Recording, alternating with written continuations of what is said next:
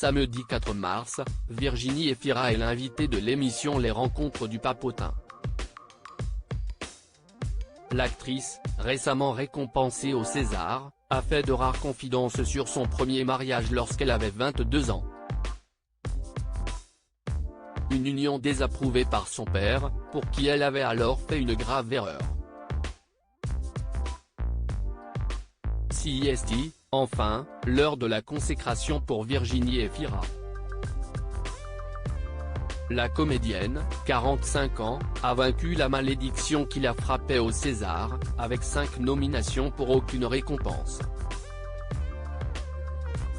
Mais le 24 février dernier, elle a finalement été couronnée meilleure actrice pour son rôle dans Revoir Paris lors de la 48e cérémonie, pour le plus grand bonheur des internautes. CIST trop chouette.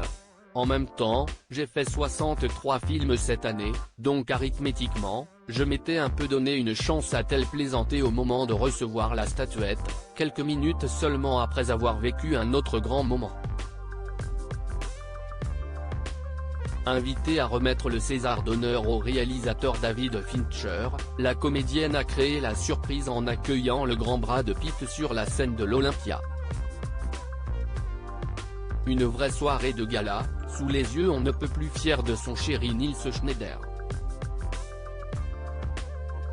Moins pire qu'un cancer, mais quand même si la comédienne franco-belge nage aujourd'hui dans le bonheur avec son compagnon, qui lui a offert un tendre baiser durant la cérémonie des Césars, elle a néanmoins connu une autre grande histoire 20 ans plus tôt.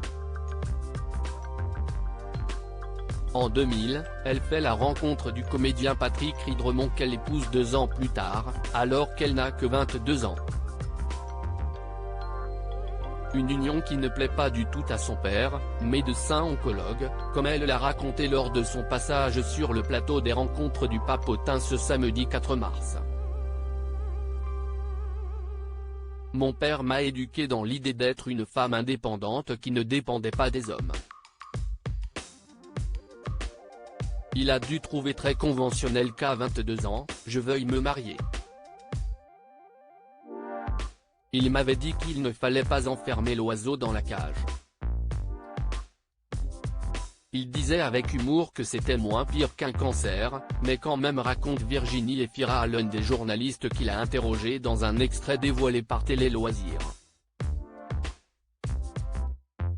A-t-il en revanche approuvé ses fiançailles avec le réalisateur Mabrouk El Mekri, le papa de sa fille Ali, annulée seulement un an plus tard? Bonne question.